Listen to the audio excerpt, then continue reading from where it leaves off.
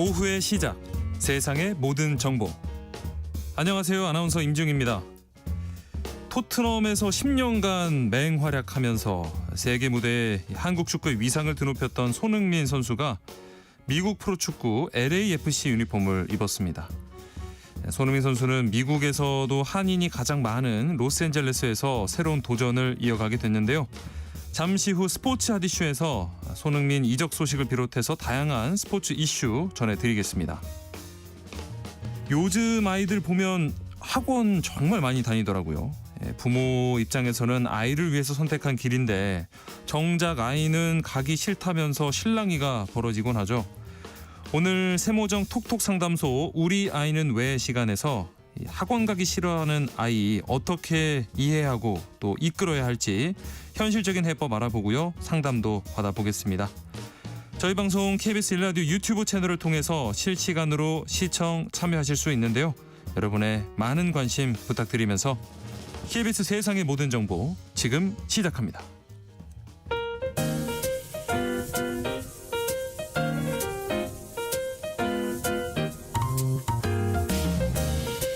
정신없이 바쁜 하루 놓치면 안 될 경제 사회 분야 뉴스 한 번에 정리해 드립니다.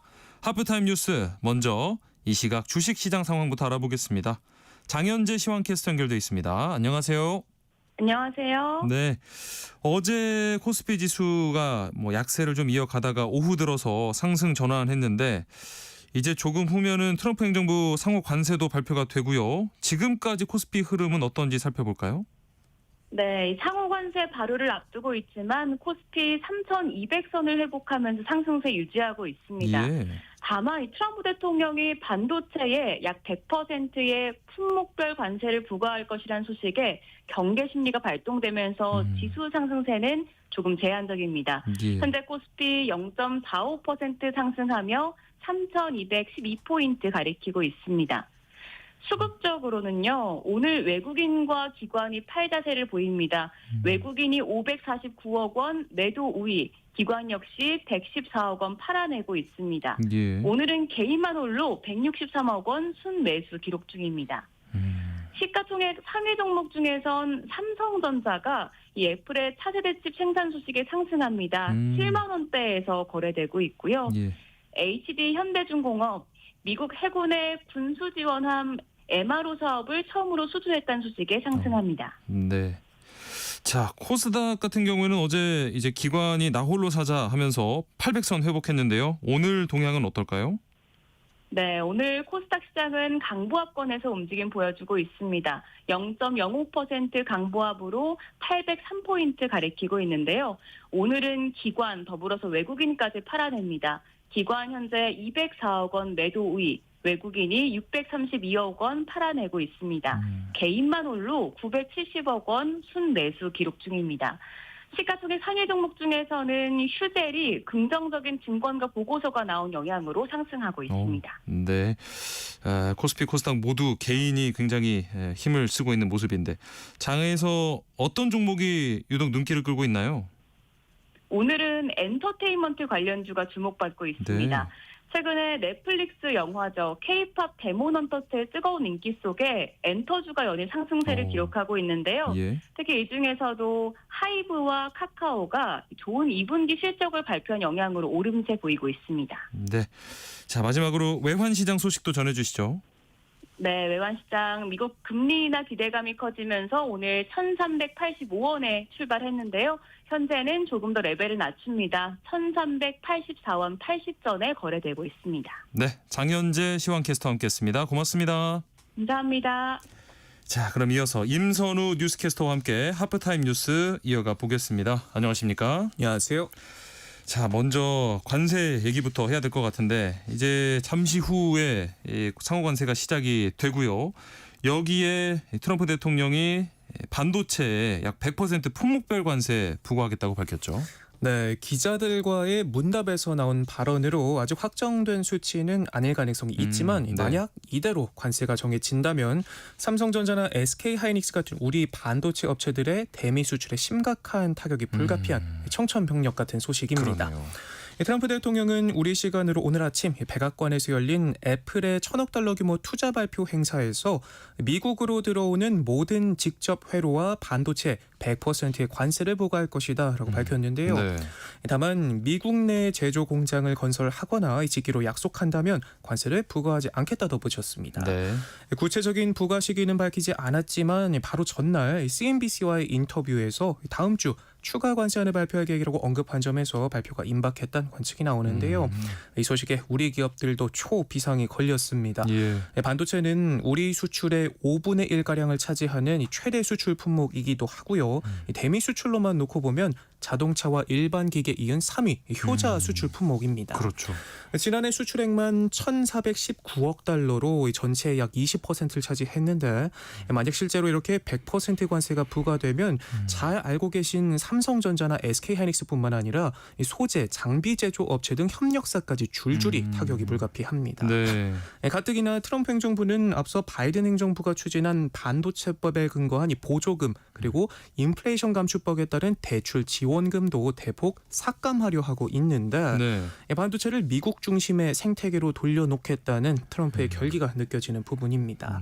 100% 관세 소식과 함께 삼성전자가 애플의 차세대 반도체를 미국 텍사스 파운드리 공장에서 생산하기로 한 것도 본격적인 제조업 유치 전략에 나선 트럼프의 메시지와 일맥상통하는 부분이고요. 예.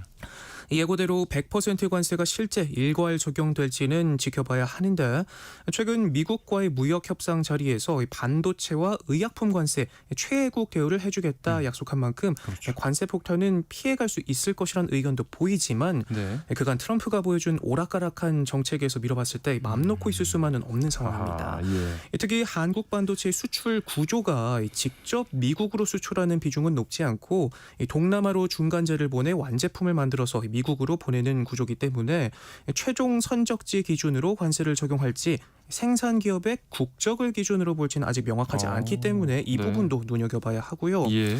우리나라가 약속대로 최혜국 대우를 받는다 해도 일본처럼 미국이 해석을 바꾸는 난감한 상황도 나올 수가 있고 또 방위비 분담과 전자권 등 전략적 이슈도 여럿 안고 있어서 보다 한층 전략적인 관세 협상 접근법이 필요해 보입니다. 어렵게 상호 관세 이 협상이 끝났다 했더니 아직도 이렇게 넘어야 할 산이 큰 게 남아 있네요. 네. 자, 그리고 정부가 중국인 단체 관광객 무비자 입국을 허용하기로 하면서 이 관련 업계가 좀 들썩이는 모습이네요. 네, 관광업계나 특히 장사하시는 분들 특히 더 기다리던 소식인데 예. 구체적인 계획이 나왔습니다. 정부는 추석 연휴에 맞춰 중국인 단체 관광객의 무비자 입국을 허용하기로 했는데요. 네. 다음 달 29일부터 내년 6월 30일까지 한시적으로 시행하는데 중국의 최대 연휴인 국경절을 겨냥한 조치라고 합니다. 네.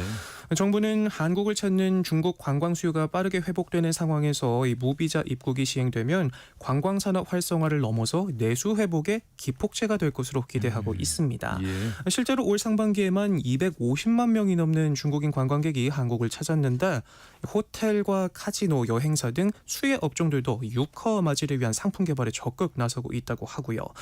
다만 불법 체류에 대한 우려도 나오고 있는데 그래서 내년 6월까지 한시적으로 시행하겠다는 계획을 세운 거고요. 네. 단체 관람객에 한해서 우선 시행하는 것도 이유 중 하나입니다. 또 종료 시점은 내년 6월로 설정이 됐지만 정책 효과에 따라서 연장될 가능성도 크다고 하는데요. 이 소식에 국내 증시에서도 훈풍을 불어넣어주면서 노랑풍선이 어제장 20% 넘게 급등하는 등 여행 관련 주가가 강세를 보이기도 했습니다. 네. 뭐 당분간이라도 좀 내수 회복에 도움이 됐으면 하는 바람이고요. 자, 다음 이 생활고에 시달리다가 극단적인 선택을 하는 비극이 반복되고 있는 요즘인데 이 제도가 여전히 좀 부실하다는 지적이 나와요. 네, 최후의 사회 안전망인 기초생활수급 제도에 여전히 구멍이 있는데요. 네. 이 같은 사각지대를 만드는 대표적 원인으로 부양 의무제가 꼽히고 있습니다. 이 소득이 거의 없어도 이 자녀가 일정 수준 이상의 경제력이 있으면 국가가 부양을 책임지질 않는데 지난해만 해도 354가구가 부양 의무자가 있다는 이유로 기초생활수급 신청에서 탈락한 것으로 나타났습니다. 네. 이 생계급여 같은 경우에는 신청자의 직계가 가족 중 연소득 1억 3천만 원이나 재산 12억 원을 초과한 사람이 있으면 수급 자격을 주질 않고요. 의료급여는 생계급여보다 직계가족의 재산 기준이 더 낮습니다. 경제력이 있다면 국가가 아니라 가족이 부양 책임을 우선 져야 한다는 취지지만 현실은 그리 간단치가 않습니다. 네. 자녀 또한 다른 사정으로 부양이 어렵거나 부모 자식 간 사이가 좋지 않아서 현실적으로 도움을 받기 어려운 경우도 많겠죠. 네. 이 때문에 실제로 생계급여를 받을 수 있는 소득 인정액을 충족하고도 자식이 돈을 번다는 이유만으로 도움을 받지 못하고 생활고에 시달리는 일들이 빈번하다고 합니다. 가족 관계가 해체됐다는 점을 증명하면 부양 의무제의 예외를 인정받을 수 있지만 네. 가난해서 수급 신청을 했다는 사실이 가족에게 알려지는 걸 원치 않아 포기하는 분들도 굉장히 많다고 아이고, 하고요. 네. 또 과거에 폭행이라든지 이혼이라든지 어떤 계기로 몇 년 동안 연락을 하지 않았는지 이런 것들을 굉장히 구체적으로 서술해야 하기 때문에 아이고. 예외 인정이 까다롭다고 합니다. 네. 과거 문재인 정부가 부양 의무제 폐지를 공약으로 내걸기도 했고 정부는 단계적 폐지 로드맵을 만들고 적용 기준을 지속적으로 완화하긴 했지만 완전 폐지에 이르지는 못했는데요. 이재명 대통령도 지난 대선에서 이 부양 의무제 폐지를 공약했지만 지난달 열린 첫 중앙생활보장위원회에서 부양 의무제 개선은 안건으로 올라오지 않았는데 이렇게 차일피일 밀리는 동안에도 지금 누군가는 또 어려움을 겪고 있지 않을까 그렇죠. 싶고요. 네. 하루빨리 논의가 이루어졌으면 하는 바람입니다. 네. 자, 요즘 보니까 좀 곳곳에서 뮤즈라는 신조어가 보이던데 이게 뭔가요? 네, 이 국립박물관 문화재단이 선보이는 전통문화 상품 이 굿즈를 박물관을 뜻하는 뮤지엄과 합쳐서 뮤즈라는 신조어가 탄생했는데요. 뮤지엄. 네. 네, 2, 3년 전부터 서서히 주목받기 시작하더니 네. 최근에는 이 넷플릭스 애니메이션 K-팝 데몬 헌터스의 흥행과 맞물리면서 하하. 전 세계적으로 큰 관심을 받고 있습니다. 예.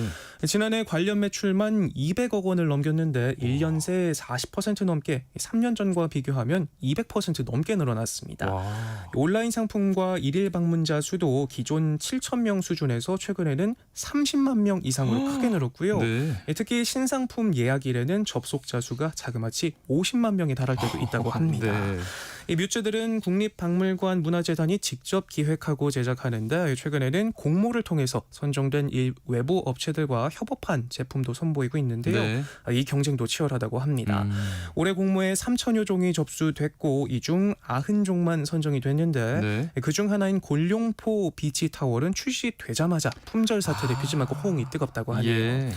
제가 미국에서 유학 생활을 하던 한 10년 전만 해도 이 지인들 기념품 좀 사가야겠다 하면은 한복 열쇠고리나 이 젓가락 같은 식기 정도뿐이었는데 네, 네, 네. 이 요즘 나오는 이 뮤즈들 정말 기발하기도 기발하고 수집 욕구를 막 불러일으키는 제품들이 많더라고요. 네, 네. 대표 인기 상품인 취객 선비 변색잔 세트는 김홍도의 네. 평안감사 향연도에 등장하는 취한 선비 모습을 유리컵에 담았는데 네. 차가운 음료를 따르면 얼굴이 벌겋게 달아오르는 모습에 출시된 지 2년도 채 안 됐는데 벌써 10만 개 넘게 불티나게 팔려나갔다고 합니다. 네. 전통문화 콘텐츠를 현대적으로 재해석한 뮤즈들 K컬처 알리기 선봉장 역할 톡톡히 해주고 있습니다. 다음도 역시나 캐릭터 소식인데 요즘 이 희귀템 열풍을 타고 라부부라는 캐릭터가 MZ세대 사이에서 큰 인기를 끌고 있어요.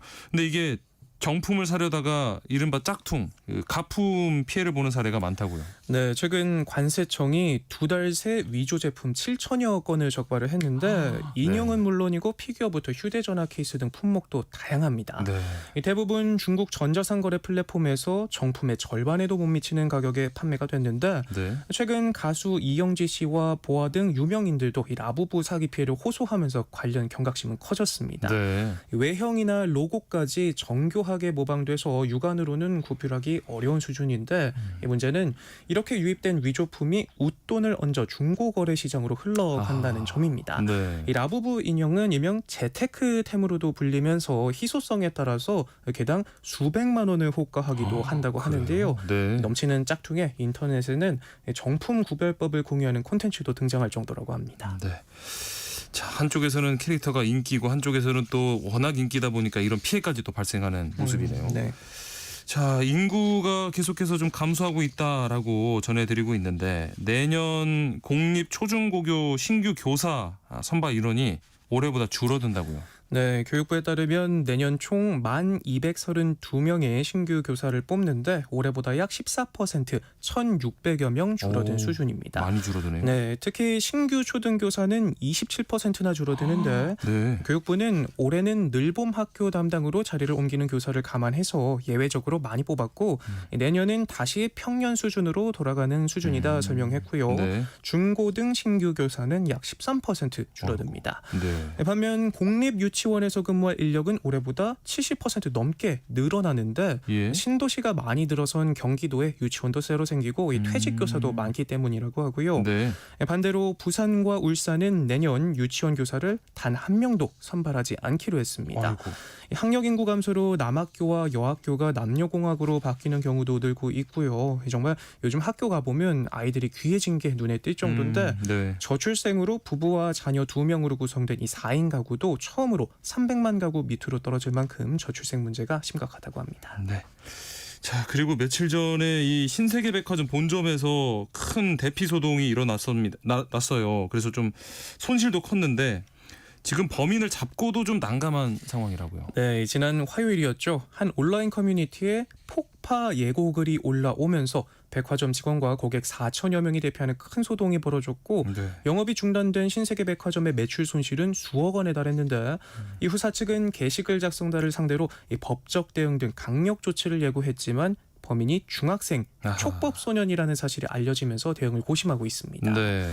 이번 일을 계기로 이 촉법 소년에 대한 형사처벌 문제가 다시 대두되면서 미국에서 비슷한 테러 협박 발언을 했던 청소년에게 체포와 구금이 이뤄진 사례도 주목받고 있다고 하네요. 이게 단순한 작은 장난으로 공권력도 이렇게 낭비가 되고 또 많은 분들이 또 급하게 대피를 하면서 불편을 겪었거든요. 다시는 이런 장난은 있어서는 안 되겠습니다. 자, 사건 사고 소식 있는데요. 어젯밤에 이 대로변에서 흉기를 휘둘러서 지인을 살해한 현행범이 체포됐습니다. 네, 어젯밤 마포구 대로변에서 있었던 일인데요. 네. 한 30대 남성이 대화를 나누던 다른 남성을 갑자기 차로로 밀치더니 잠시 뒤 식당 안으로 들어갔다가 흉기를 들고 나와 휘두르면서 아유. 이 도로를 넘나들며 쫓기는 상황이 벌어졌습니다. 네. 결국 흉기에 찔린 남성은 병원으로 옮겨졌지만 끝내 숨졌는데요. 경찰은 범행 직후 현장에서 얼마 떨어지지 않은 곳에서 이 흉기를 휘두른 남성을 살인 혐의로 현행범으로 체포했고요. 범행 동기와 경위 등을 조사 이르면 오늘 중 구속영장을 신청할 방침입니다. 네. 오늘 말씀 여기까지 듣도록 하겠습니다. 지금까지 임선우 뉴스캐스터와 함께했습니다. 고맙습니다. 고맙습니다. KBS 라디오 세상의 모든 정보 함께하고 계신 지금 시각 12시 37분입니다. 이 시각 교통정보 알아보겠습니다. 네, 먼저 고속도로 상황인데요. 서울 쪽입니다. 동김천 나들목 부근 3차로는 작업을 하고 있고요. 목천 부근에서는 대형 화물차가 고장나 있습니다. 수원 부근과 달래내고개에서 반포까지 정체 이어지고요. 반대 부산 쪽으로는 남사진이 부근에서 천천히 갑니다. 경산 부근에서는 4차로에 현재 작업이 시작돼서요. 미리 차로 변경이 필요하겠고요. 서울 양양고속도로 양양 쪽으로 덕소산패에서 남양 조금소까지 정체입니다. 동홍천 부근은 승용차 고장나 있어서 처리하고 있고요. 반대 서울 쪽으로는 내촌 부근에서 춘천 분기점까지는 2차로가 작업으로 막혀 있습니다. 서해안고속도로 서울 쪽으로 영광 2터널 부근 2차로는 작업을 하고 있습니다. 군산 부근 역시 사고 복구 작업을 하고 있어서 주의가 필요하겠고요. 무창포 부근에서 대천 부근까지는 사고가 있어서 주의가 필요하겠습니다. 2차로가 막혀 있습니다. 남해고속도로 순천 쪽으로 창원 2터널 부근에서 작업 중이니까요. 주의하시기 바랍니다. KBS 교통정보센터에서 정현정입니다.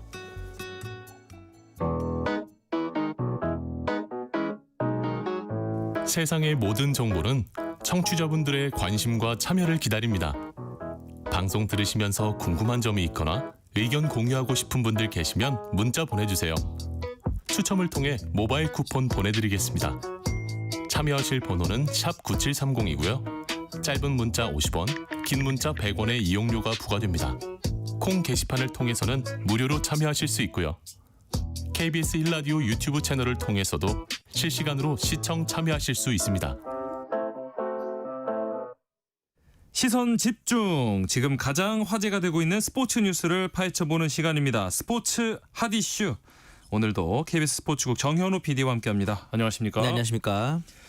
자, 지난 한 주 프로야구에서 정말 많은 소식이 있었는데 일단 키움 히어로즈 소식부터 살펴볼게요. 네.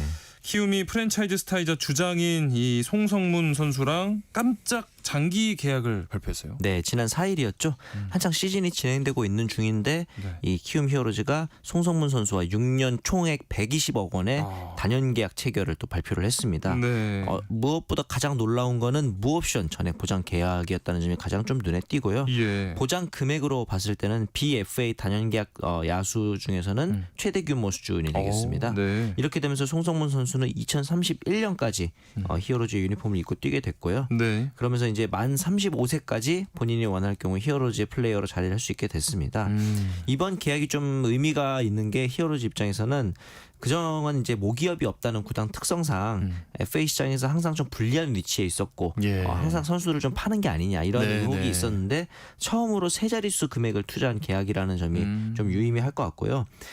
이번 시즌 키움이 성적이 워낙 안 나오고 있고 네. 그 연봉 총액인 셀러리 캡 자체도 낮다 보니까 어떻게 보면 프로야구 인기에 있어서 약간 편승하는 게 아니냐라는 비판 여론도 있었거든요. 네. 그러면서 셀러리 캡 하한선 도입에 대한 주장도 나오고 있는 상황이었는데 키움 히어로즈 입장에서는 우리도 언제든지 상황이 괜찮다면 투자할 수 있다라는 어떤 메시지를 던진 것으로 볼 수도 있을 것 같아요. 네. 사실 이 송성문 선수 하면은 메이저리그에 대한 도전 의사를 이제 공공연하게 밝히기도 했었어서 네. 이번 계약을 체결하면서 이제 메이저리그 도전은 조금 접는 게 아닌가 그런 생각을 했었는데 네. 키움 측에 따르면은 이제 만약에 단연 계약을 체결하긴 했지만 본인이 원하는 경우에는 언제라도 포스팅을 수락해줄 의사가 있다라는 이야기를 또 밝히기도 했습니다. 네. 키움 입장에서는 그렇게 되면서 메이저리그로 가는 것은 뭐 어쩔 수 보내주더라도 다른 팀에게는 송성문 선수를 뺏기지 않겠다라는 일종의 안전장치를 걸어둔 셈이 되겠습니다. 예, 이 키움이라는 팀의 어떤 중장기 계획을 위해서 장기 계획을 택했다라고 하는데 네. 문제는 지금 또 다른 한 축이라고 할 수 있는 안우진 선수가 부상을 당했어요. 근데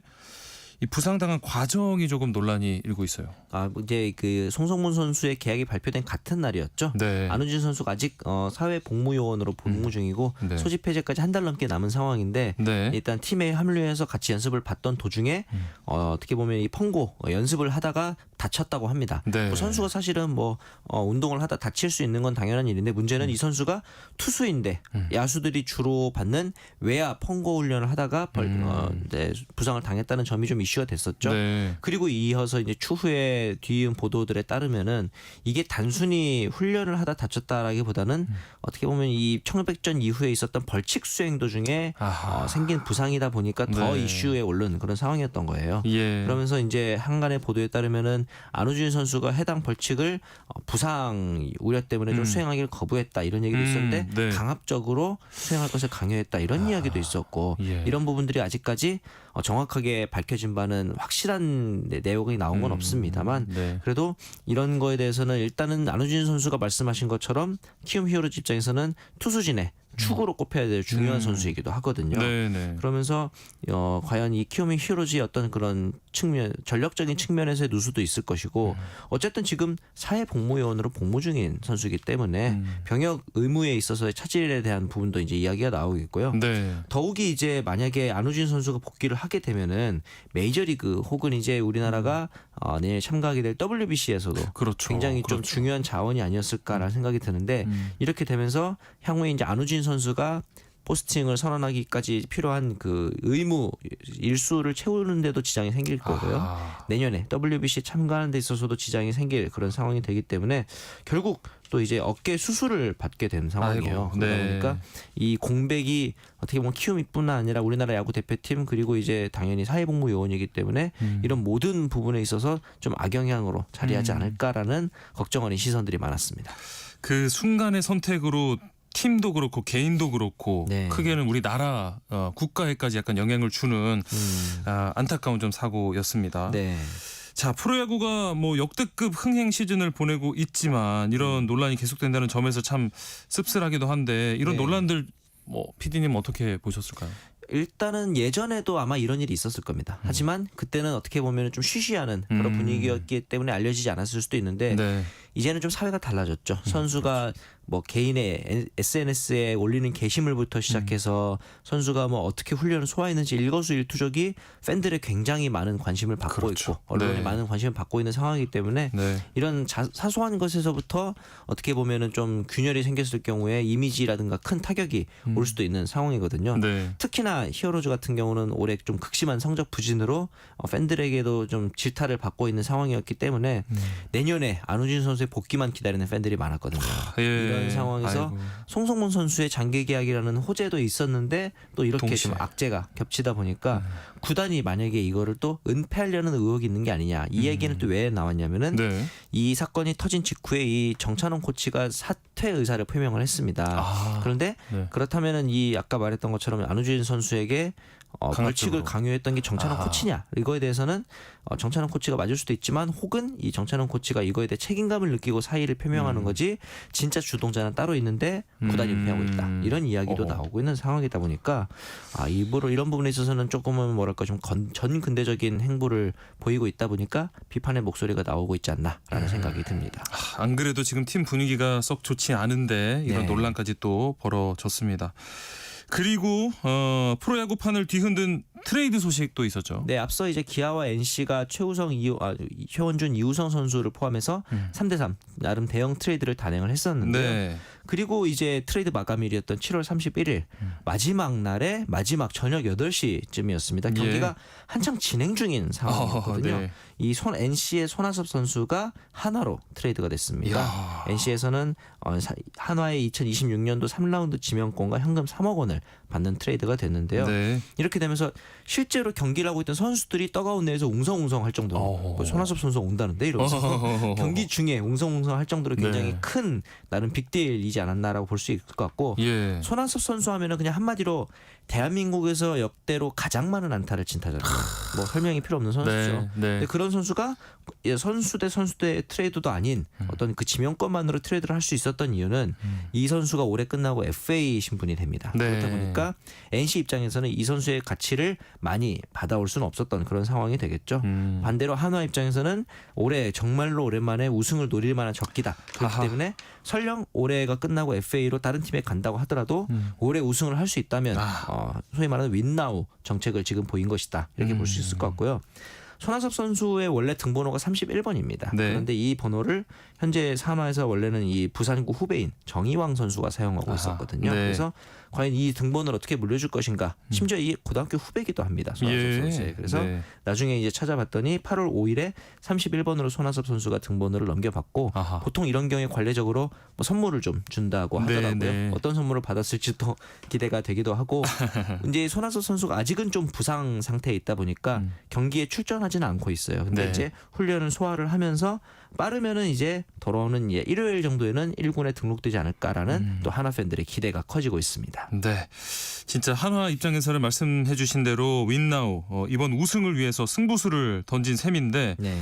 지금 2위인 LG 트윈스 기세가 만만치 않아요. 그렇죠. 지금 이제 LG와 한화는 승차로 봤을 때는 동률입니다. 네. 그런데 승률에서 한화가 이제 6할 6리, LG가 6할 2리 단 4리 차이로 지금 선두를 지키고 있는 상황이거든요. 네. 이렇게 두 팀의 선두 경쟁이 굉장히 치열하고 롯데가 지금 3위권을 약간 굳히고 있는 모양새입니다. 네. 이제 4경기 차로 3위에 자리를 하고 있고 SSG가 지금 어제 경기 후에 4위에 또 올라온 상태고요. 예. 이어서 이제 기아, KT, NC, 삼성까지 자리를 하고 있는데 4위 SSG와 8위 삼성의 경기 차는 3경기 반차밖에 나지 않아요. 허허허허. 그렇기 때문에 네. 어느 한 팀이 수입을 당하거나 수입을 하면은 금세 순위권이 두세 계단씩 바뀔 수 있는 그런 순위가 이어지고 있어서 네. 어떻게 보면 이제 3강 LG, 롯데, 한화까지의 3강은 좀 굳건하고 두산과 키움은 하위권으로 쳐져 있다면은 나머지 5팀이 이제 남은 두 자리를 놓고 벌이는 5강 싸움이 또 치열할 것으로 보입니다. 네. 시즌 끝까지 계속해서 치열한 싸움이 이어질 걸로 보입니다. 네.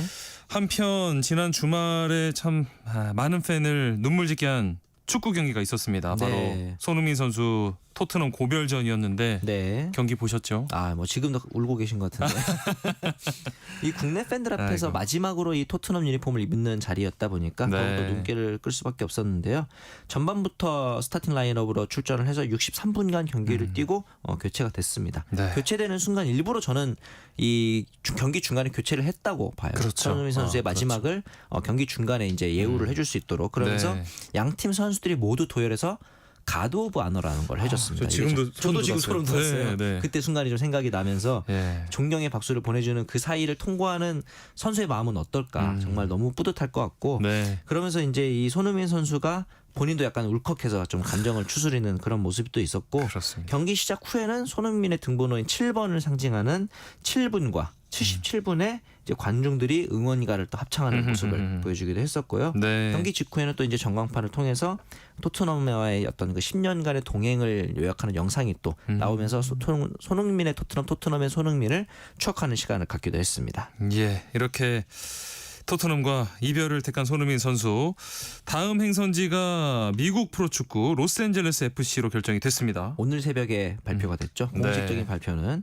LAFC가 이제 손흥민 선수의 영입을 공식 발표를 하고 또 이제 기자회견까지 좀 성대하게 치른 상태였는데 네. 이렇게 되면서 이제 손흥민 선수는 최대 4년까지 연장 옵션을 발휘했을 경우에 LAFC와 동행을 할 수 있게 됩니다. 예. 2028년까지 이제 연장 옵션이 있고 지정 선수 즉 이 LAFC 같은 메이저리그에서는 메이저리그 사커는 셀러리 캡 제도가 있는데 이 네. 손흥민 선수는 셀러리 캡을 적용받지 않는 선수로 또 등록이 되게 됐습니다. 네. 그러면서 이제 국제 이적 증명서 발급이 완료되는 대로 출전할 것이다. 또 이런 전망이 나오고 있고요. 네. 이렇게 이제 LAFC로 이적을 하면서 손흥민 선수에게 이제 과연 어떤 배경을 통해서 이적을 하게 됐는지 이런 부분들에 대해서도 팬들의 관심이 높아지고 있는 상황이고 현장에는 이미 어제 거의 준 오피셜로 발표가 됐었죠. 그렇죠. 현장 경기장에 등장해서 웰컴이라는 말까지 띄우면서 LAFC 포워드 이런 공식적인 호칭까지 나왔기 때문에 시간 문제인데 오늘 새벽을 기준으로 공식적인 발표가 있었습니다.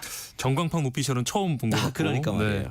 일각에서는 이게 처음에 왜 미국을 택했을까 하는 의문도 있었는데 네. 뭐 손흥민 선수는 여기서 우승하기 위해 왔다 이런 합류 소감을 또 밝혔더라고요. 뭐 일단은 LA라는 도시 자체가 굉장히 스포츠적으로도 의미가 있는 도시죠. 네. 그리고 결정적으로 한인들이 굉장히 많지 않습니까? 맞습니다. 우리나라 선수들이 외국에 나가서 적응하기 가장 좋은 도시 이렇게 볼 수 있을 것 같고요. 네. 이 LAFC 자체는 역사는 길지 않아요. 2018년에 메이저리그 사커에 합류를 했는데 네. 그 이후에도 우승 경력이 굉장히 빠르게 쌓이고 있습니다. 2019년 서포터즈 쉴드 우승, 2022년에는 MLS 컵을 들어올렸고요. 올해 네. 또 이 FIFA 클럽 월드컵까지 참가를 했었기 때문에 굉장히 또 이제 신흥 강호다 이렇게 볼 수 있을 것 같고 네. 익숙한 얼굴이 한 명 있습니다. 예. 골키퍼 위고 요리스. 아하하. 토트넘에서 같이 한솥밥 뛰었던. 먹었던. 네, 이번에 네. 이제 요리스 선수와도 재회를 하게 됐고요. 이 외에도 제가 보기에는 손흥민 선수의 개인의 어떤 마지막 목표라고 할 수 있는 북중미 월드컵 내년에 열리잖아요. 그렇죠. 만약에 이제 미국에서 계속 뛰고 있다 보면은 북중미 월드컵을 준비하는 데 있어서 시차 적응이라든가 환경이나 네. 이런 것들 적응에 좀 더 여유로울 것으로 보이기 때문에 미국행을 결정하게 된 요인 중에는 월드컵에 대한 대비도 있지 않을까라는 생각도 듭니다. 네. 자, 마지막으로 세계 수영 선수권 대회를 마친 한국 수영 대표팀 얘기도 해볼게요. 네. 기대에 비해서 조금 성적이 아쉬웠다 이렇게 말할 수 있을까요? 동메달 하나를 따내면서 이제 마무리를 했는데 네. 지난해 세계 선수권에서 금메달 2개, 은메달 하나, 동메달 2개 굉장히 좋은 성적이었거든요. 그러네요. 그렇기 네. 때문에 조금 아쉬울 수밖에 없는데 이번 싱가포르 세계 선수권의 최대 성과는 역시 이 김우민 선수일 것 같습니다. 예. 올림픽에서도 동메달을 따냈었고 네. 이번에도 남자 자유형 400m 부문에서 최정상급 선수들이 모두 출전한 가운데 동메달을 따냈고 네. 금메달, 은메달 선수와의 기록과도 봤을 때도 크게 차이가 나지 않기 때문에 네. 이제는 뭐 세계적인 선수로 자리매김했다 이렇게 볼 수 있을 것 같아요. 하지만 이제 그 외에는 좀 아쉬운 점들을 꼽아보자면 우선은 황선우 선수가 그러니까요. 4개 대회 연속 개인 메달 입상에 좀 도전했는데 실패를 했고 네. 그 다음으로 이제 좀 아쉬운 부분은 남자 계영 800m 이 종목 최근에 맞습니다. 우리나라 수영계가 굉장히 조금 집중적으로 이제 투자를 하고 육성을 하고 있는 부분인데 신예인 김영범 선수가 예선 구간에서 네 선수 중에 가장 좋은 페이스를 보여줬거든요. 네. 그런데 황선우 선수와 이호준 선수의 페이스가 생각보다 많이 올라오지 않으면서 최종 성적으로는 5등의 자리를 하게 됐습니다. 네. 지난 아시안 게임이라든가 올림픽에서 굉장히 좋은 성적이 있었기 때문에 이번 세계 선수권 메달을 좀 기대했었는데 이런 부분이 조금 아쉽다라는 이제 측면으로 평가가 될 것 같고요. 네. 그럼에도 불구하고 다양한 종목에서 성과는 또 유의미하게 볼 수 있을 것 같습니다. 이제 나고야 아시안 게임 1년 남았는데 네. 준비해야겠죠. 아시안 게임도 쉽지 않은 게 일본의 신야인 무라사 선수가 자유형 200m 동메달을 따냈고 중국이 또 개영 아시아 기록을 새로 세웠기 때문에 예. 한중일 수영 삼국지가 열리지 않을까라는 생각이 또 기대가 됩니다. 네, 스포츠 핫이슈 오늘 여기서 마무리하겠습니다. KBS 스포츠국 정현호 PD와 함께했습니다. 고맙습니다. 네, 감사합니다. KBS 세상의 모든 정보 1부 순서 여기서 마무리하고요. 2부에는 오늘의 뉴스, 또 세모정 톡톡 상담소 우리 아이는 왜, 또 라디오 객석 일렬 목공소 코너 기다리고 있습니다. 계속해서 많은 청취 부탁드립니다. 2부에 다시 돌아오겠습니다.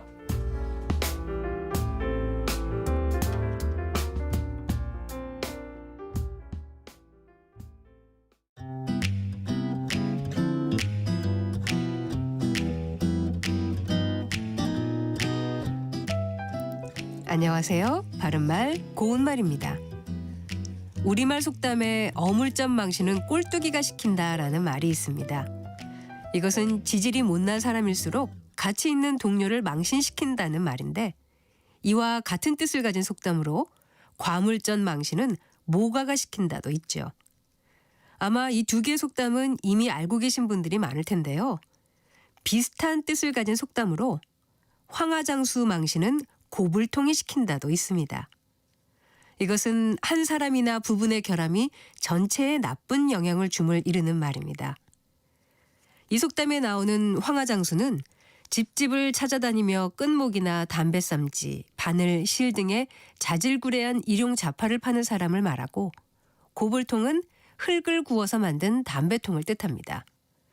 흙으로 대충 구워서 만든 담배통이니까 장죽이나 곰방대에 비해 볼품이 없었을 것이고 그런 볼품 없는 고불통 때문에 황하장수가 파는 물건은 품질이 안 좋은 거라고 여기게 만들 수도 있었겠죠. 참고로 황하장수의 뜻풀이에 나왔던 끈목은 여러 오래 실로 짠 끈을 통틀어 이르는 말입니다. 황하장수란 말은 못 들어보신 분이라도 박물장수는 들어보셨을 텐데요. 박물장수는 여자가 쓰는 화장품이나 바느질 기구, 폐물 따위의 물건을 팔러 다니는 여자를 말하죠. 황하장수나 박물장수 모두 요즘은 보기 힘든 직업인데 이렇게 속담을 통해 우리의 사라진 문화를 접해볼 수도 있겠습니다. 지금까지 바른말 고운말 아나운서 국혜정이었습니다.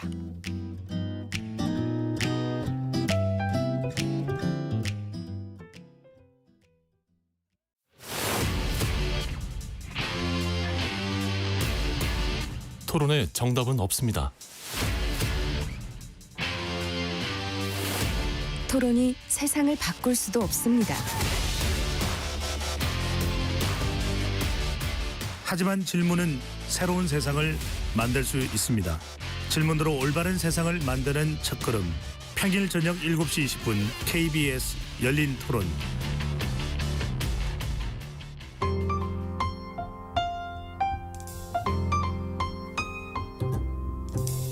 어떤 하루 보내고 계신가요? 눈코 뜰 새 없이 바쁘게 지나가는 한 주. 따뜻한 시선으로 하루를 마무리합니다. 당신을 위한 지식 쉼터. 오늘 밤 일라디오. 월요일부터 금요일. 매일 밤 10시 5분에 시작합니다.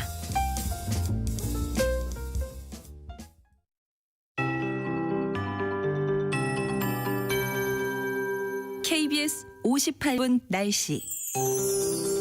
남쪽 지역을 중심으로 지금 최고 체감온도 33도 안팎을 보이고 있습니다. 폭염특보도 발효 중인데요. 대부분 지역으로 최고 체감온도 평균 31도 이상 나오면서 무덥겠습니다. 온열 질환에 걸리지 않도록 건강관리 잘 해주셔야겠습니다. 동해상에서 동쪽으로 이동하는 저기압의 영향을 받으면서 동쪽 일원으로 비가 더 내리겠습니다. 저녁까지 5에서 40mm의 비가 강원 산지와 경북 산지 그리고 강원 동해안 북부 동해안으로 내리겠습니다. 그리고 내일은 같은 지역으로 소나기가 예보돼 있습니다. 대기 불안정으로 내일 오후부터 강원 산지와 경북 산지 동해안 쪽에 5에서 40mm의 소나기가 내린다는 것 참고해 주시기 바랍니다. 그리고 현재 남해 먼바다와 제주 먼바다의 물결이 1에서 3.5m까지 높게 일고 있습니다. 풍랑특보가 남아있는데요. 돌풍과 함께 천둥, 번개가 남쪽 해상 일부 해역에 조금 발생할 것으로 보여서 이 점도 주의하셔야겠습니다. 당분간 남해안과 제주 해안에 너울성 파도가 강하겠고요. 모레부터는 바닷물 높이가 높은 계간에 다시 들어가겠습니다. 오늘 낮 기온은 서울, 전주 32도, 대구 33도 등 28도에서 34도로 무덥겠습니다. 흐리다가 점차 맑아지는 날씨가 되겠고요. 제주는 오늘과 내일 10에서 60mm의 비가 이틀 동안 내리겠습니다. 지금 서울의 기온은 30.8도입니다. 강혜종입니다.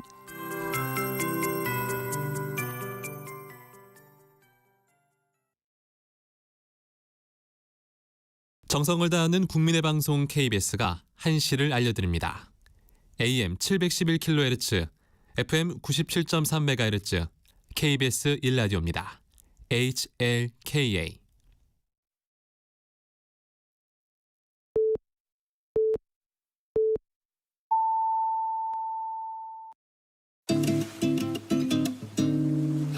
나른한 오후를 책임질 영양 만점 지식 비타민. 세상의 모든 정보.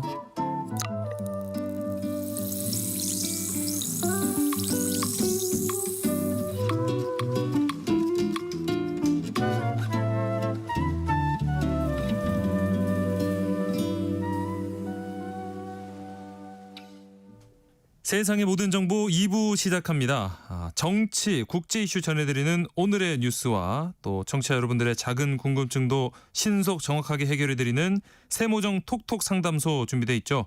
오늘 목요일 순서로 우리 아이는 왜 코너가 기다리고 있는데요.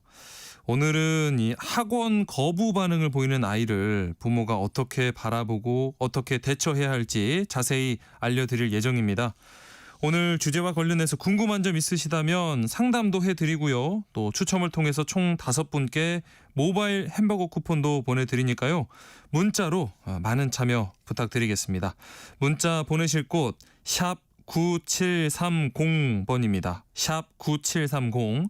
짧은 문자는 50원, 긴 문자는 100원의 정보 이용료가 있고요. 콩 게시판을 통해서는 무료로 참여하실 수 있습니다. 그럼 먼저 라디오 정보센터 뉴스 전해드립니다.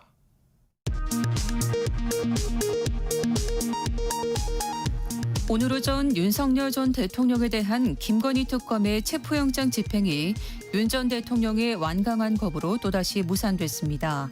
특검팀은 유효기간이 오늘까지인 체포영장을 다시 발부받을지 대면 조사 없이 바로 재판에 넘길지를 고심하고 있습니다. 국민의힘이 당대표 후보로 김문수, 안철수, 장동혁, 조경태 후보를 확정했습니다. 주진우 후보는 탈락했습니다. 트럼프 행정부가 부과하는 상호관세가 우리 시간으로 오늘 오후 1시 1분부터 본격 시행됐습니다. 우리나라에서 수출하는 물품에는 상호관세의 15%가 부과됩니다. 자동차와 철강 등 품목별 관세 대상 물품에는 별도의 관세가 부과됩니다. 지난달 외국인이 우리나라 주식을 3조 4천억 원가량 순매수하며 3개월 연속 매수세를 지속했습니다. 외국인이 보유한 전체 상장 주식은 921조 6천억 원으로 시가총액의 27.7%입니다. 지금까지 라디오 정보센터 뉴스 정한나였습니다.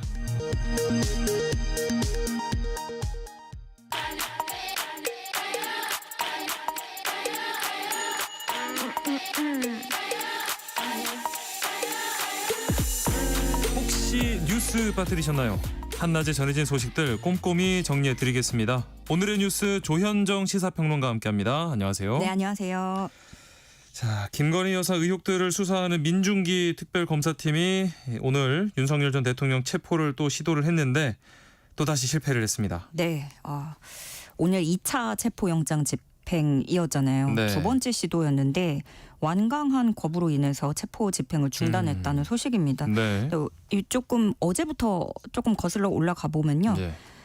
어제 그 정성호 법무장관이 서울구치소에 체포영장 집행에 적극 협조해달라고 지시를 했습니다. 그렇죠. 그리고 오늘 2차 영장 집행이 시작됐는데 오늘 오전 7시 50분쯤에 특검팀 차량이 서울구치소 정문으로 들어갔어요. 네. 근데 원래 특검팀은 오전 8시가 아니라 9시로 일정을 잡고 있었거든요. 네. 그런데 특검이 체포영장 집행을 오늘 한다고 했는데 네. 같은 날에 윤 전 대통령 측이 변호인 접견을 그 시간에 신청을 한 거예요. 그러니까 오전 9시에 변호인 접견한다고 신청을 하니까 같은 시간에. 예, 특검도 9시에 집행할 예정이었는데 네. 그래서 특검이 시간을 좀 땡겨서 8시로 집행을 한 건데 네. 원래 특검팀이 1차 시도 때 무산이 됐고 그래서 이번에는 또 불응하면 물리력도 행사하겠다라고 네, 네. 했었잖아요. 예. 그러다가 결국에 무산된 거는 그 물리력까지 행사를 하려고 했는데 완강한 거부를 해서 네. 부상이 우려된다라는 현장의 목소리가 있었다고 해요. 그래요. 근데 지난번에 수의를 벗고 누웠었잖아요. 네. 근데 이번에도 비슷한 방식으로 대응한 것으로 알려졌습니다. 그래서 8시 25분쯤부터 이제 대치를 하다가 9시 40분에 집행이 중단됐습니다. 이로써 법원이 발부한 체포영장 효력 오늘로 종료가 됩니다. 네. 특검팀은 영장 재청구 여부를 두고 내부 검토에 들어갈 거고요. 소환 조사 없이 재판에 넘기는 방안도 열어두고 있습니다. 네. 자, 그리고 어제는 이 김건희 여사가 포토라인에 서서 큰 관심을 모았는데 어제 조사는 어땠습니까? 네, 혐의는 일단 대부분 부인을 했다고 해요. 네. 되게 짤막짤막하게 대답하고 어제 7시간 정도 조사받고 귀가를 해서 오후 5시 46분쯤에 오후 6시 전에 끝났어요. 네. 호칭은 피의자라고 했고 김건희 여사는 진술 거부권을 행사한 건 아니지만 모두 그냥 단답형으로 대답하면서 부인한 것으로 알려졌습니다. 예. 특검팀이 김건희 여사한테 도이치모터스 주가 조작 의혹이랑 뭐 명태균 공천 개입 의혹, 건진법사 의혹, 목걸이 의혹 이런 것들을 순서대로 질문한 걸로 알려졌는데 네. 이 혐의가 상당히 방대해서 관련자들 각종 진술 그리고 어떤 정황이 나왔던 것들 그런 거 다 추려서 네. 핵심 요지만 담아서 압축적으로 질문지를 짰다고 해요. 네. 그런데 김건희 여사는 이제 단답형으로 주가 조작 몰랐다. 공천에 개입한 적 있냐? 없다. 목걸이 받은 적 있냐? 없다. 이런 식으로 주장을 한 것으로 알려졌고요. 네. 이렇게 혐의 일체를 전면 부인하면서 특검은 오늘 구속영장을 청구하기로 했습니다. 뭐더 이상 추가 조사를 해도 무의미하다고 판단을 한 거죠. 예. 그래서 예상보다 이른 시점에 신병 확보에 나서는 모습이고요. 특히나 특검은 김건희 여사가 관련자들과 입을 맞추거나 이렇게 좀 증거인멸 우려가 크다고 판단한 것으로 알려졌습니다. 네. 자, 이번에는 특별사면 관련 소식인데요.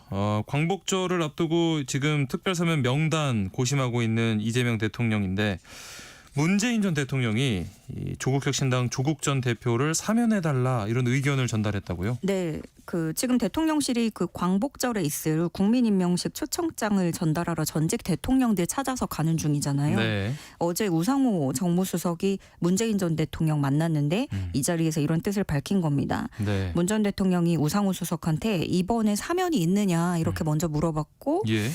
아직 결정되지 않았다 이렇게 대답하니까 문 전 대통령이 조국 전 대표는 사면이 필요하지 않느냐 아하. 이렇게 얘기를 했고 네. 우 수석이 전달해 드리겠다 요 정도로 답했다고 해요. 네. 그래서 대통령실 고위 관계자는 사면을 요청한다는 것보다는 필요하지 않냐는 정도의 의사를 말씀하신 것이다. 네. 이재명 대통령에게도 보고할 것이다 이렇게 설명을 했는데 근데 사실 이 메시지 자체가 던지는 파급력이 큰 거죠. 그렇죠. 아무래도. 예. 네. 그리고 이재명 대통령한테도 어떻게 보면 부담으로 작용을 할 수 있는 거고요. 네. 그리고 문 전 대통령이 조국 전 대표 사면을 언급한 것 자체가 이번이 처음입니다. 예. 또 MBC 단독 보도로는 이미 사면 대상에 조국 전 대표가 포함이 될 것으로 가닥이 잡혔다 이런 보도도 취재도 있었는데 오늘 사면 심사위가 열릴 거거든요. 네. 그 결과를 좀 봐야 되겠고요.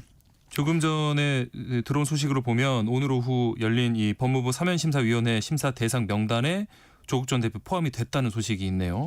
네. 아무래도 역시 그렇게 된 것 같아요. 네. 그 직전에 하루 전날에 입을 열었던 문 전 대통령의 그런 의견이 너무 주요했던 걸로 보여지고요. 네. 사실 야당에서는 좀 반대를 했어요. 국민의힘 송원석 원내대표가 자기가 전달했던 명단도 철회를 하겠다면서 네 명 정치인 사면, 있었죠. 정치인 사면 제외해달라고 했는데 네. 그런데 사실 야당의 원내대표가 요구한 게 공개적으로 드러났기 때문에 그렇죠. 이런 주장이 또 퇴색된 면이 있고요. 네. 그리고 참 타이밍상으로 얄궂은 타이밍이라고 할 수 있겠습니다. 윤석열 전 대통령하고 김건희 여사까지 구속이 되면 아하. 부부가 한꺼번에 네. 구속되는 거라서 좀 의견도 분분한데 네. 하필 조국 전 대표 부부의 그 선례가 있었기 때문에 그렇죠. 예, 야권에서도 좀 자업자득이다 이런 평이 대다수입니다. 네. 자, 그리고 이춘석 의원 이 차명 주식 거래 의혹을 받고 있는데 이 서울경찰청이 직접 수사하기로 했다고요? 네. 경찰이 이춘석 의원 관련해서 고발 사건들을 서울경찰청 금융범죄수사대에 배당해서 수사하기로 했습니다. 법과 원칙에 따라 엄정히 수사할 것이다 이렇게 강조하기도 했는데요. 이재명 대통령도 휴가지에서 엄정한 수사를 해야 된다라면서 네. 따로 메시지를 낼 정도였잖아요. 예. 그래서 일선 경찰서가 아니라 서울경찰청이 직접 나선 거는 그만큼 이걸 좀 심각하게 보고 있다. 이렇게 해석이 되고 네. 민주당 내부에서도 어떤 말까지 나오냐면 의원직 제명까지도 심각하게 고려하고 있다라는 네. 거예요. 네. 그래서 경찰이 이제는 그러면 보좌관 명의로 된 계좌 이용해서 실제 차명으로 주식 거래를 한 건지 요거를 들여다볼 텐데 네. 다만 이 일로 이춘석 의원에서 끝나는 게 아니라 모든 국회의원들이 의심을 받게 됐다라는 게 좀 여파인 것 같아요. 네. 의원 전원을 전수조사해야 된다는 목소리도 나오고 있습니다. 네. 한낮의 교양 파트너 지금 여러분께서는 세상의 모든 정보와 함께하고 계십니다. 자, 얼마 전 또 중대재해 사고 있었던 포스코 ENC에 대해서 이재명 대통령이 이 건설 면허 취소 같은 강경 대응 방안 마련을 지시를 했습니다. 건설업계가 지금 뭐 초긴장 상태일 것 같아요. 네, 포스코 ENC는 올해에만 4명이 사망했습니다. 네. 이재명 대통령이 굉장히 강하게 경고를 했고 그러면서 정부가 또 실효성 있는 대책 마련을 준비하면서 움직이던 상황이었어요. 네. 그런데 그 도중에 일주일도 안 돼서 또다시 치명적인 산재 사고가 그렇죠. 일어난 거죠. 네. 그 지금 의식 불명 상태인 거고요. 예. 이재명 대통령이 급기야 포스코 ENC에 대한 방안을 찾으라 지시를 했어요. 그래서 앞으로 내려질 처분 수위가 어떻게 될지 관심이 모아지는 건데요. 이재명 대통령은 공공 입찰 금지나 건설 면허 취소까지 법률상 가능한 방안을 모두 찾아서 보고하라고 지시했고 예. 그래서 국토부, 고용노동부, 기재부 이런 관련 부처가 내부 검토에 들어간 것으로 알려졌습니다. 예. 근데 건설 면허 취소라는 거는 정말 최고 수위의 징계예요.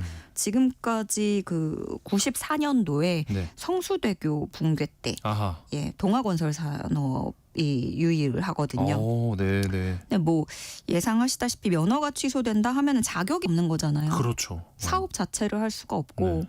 다시 면허 취득한다고 해도 관급 공사 따내는 거는 사실상 불가능해지는 거예요. 네, 네. 포스코 ENC는 당연히 비상경영 체제에 돌입했는데 건설업 전반에 대한 경고인 거기도 하기 때문에 업계에서 주시를 하고 있고요. 예.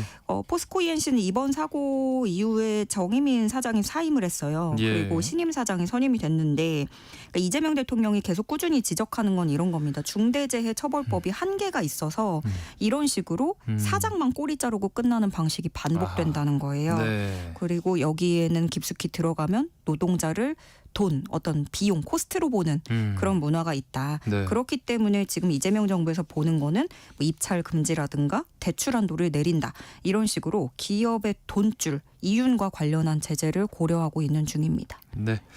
자, 다음 소식은 지금 도널드 트럼프 미국 대통령의 상호 관세가 오늘 조금 전부터 이제 본격 시작이 됐습니다. 네. 꽤 많은 국가들이 지금 미국하고 아직 마찰을 보이고 있던데요. 예, 일단 뭐 우리도 FTA 적용 국가였는데 네. 그런 것들을 다 무너뜨릴 정도로 어떤 세계 무역 질서를 와르르 네. 이제 큰 변화를 가져오는 뒤흔드는 일인 건데요. 네.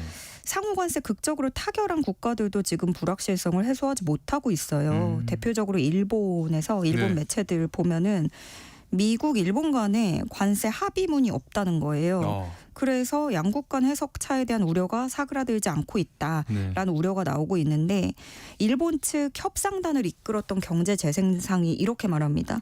문서를 만들려고 하면 이걸 빌미로 추가로 일본에 무언가를 요구할 것이다. 이거는 저도 꾸준히 얘기했지만 우리도 마찬가지인 상황이거든요. 그러네요. 그래서 네. 많은 국가들이 좀 전략적으로 뭉개고 있는 그런 상황이 있는 거고 네. 미국과 일본 간 해석의 간극이 점차 커지고 있습니다. 예. 그 일본이 약속했다고 하는 대미 투자 금액에 대해서 트럼프가 이번에 우리가 원하는 대로 투자에 쓸 수 있는 돈이다. 일본으로부터 내가 5,500억 계약금 받았고 이거 우리 돈이다. 라고 얘기를 하는데 네. 일본은 투자액 중에 1, 2%만 출자다. 이렇게 또 주장을 하고 있어요. 전혀 다른 얘기를 하고 그러네요. 있죠. 네. 그리고 지금도 그 일본 자동차 관세가 새로 조정된 관세 적용 안 되면서 완성차 업체들이 27.5% 관세 계속 부담하고 있는 것으로 확인이 됐거든요. 예. 그런데 이제 우리는 FTA 체결이라서 그 전에 무관세였기 때문에 여기에 15% 넣으면은 추가 관세는 없는 거고요. 예.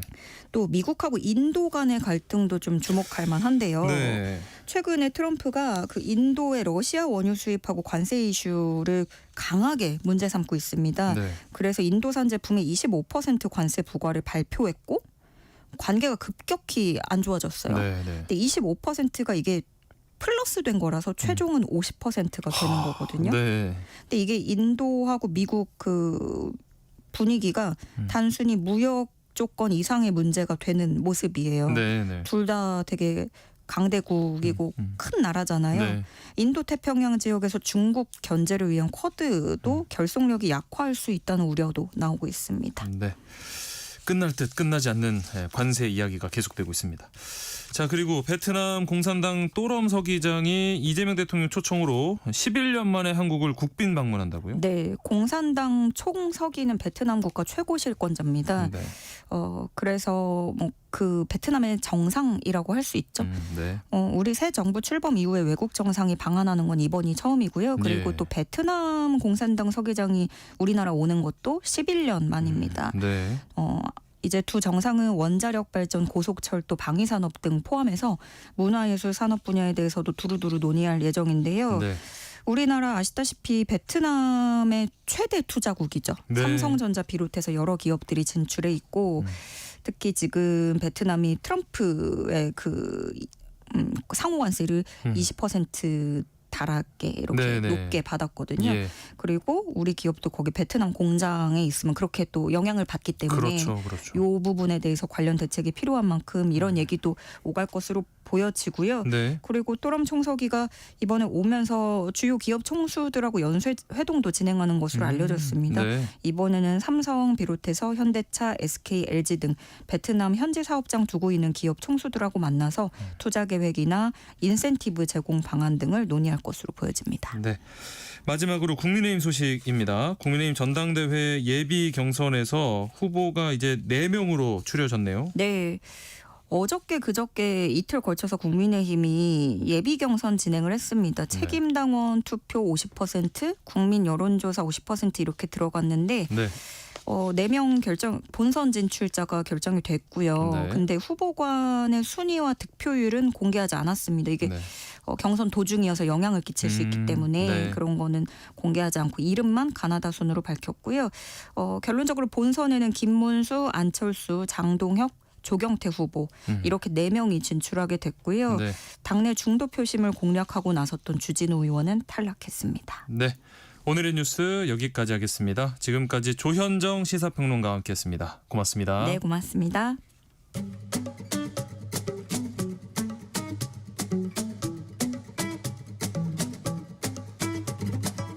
지금 바로 세모정에 물어보세요. 당신의 모든 궁금증을 풀어드리는 세모정 톡톡 상담소.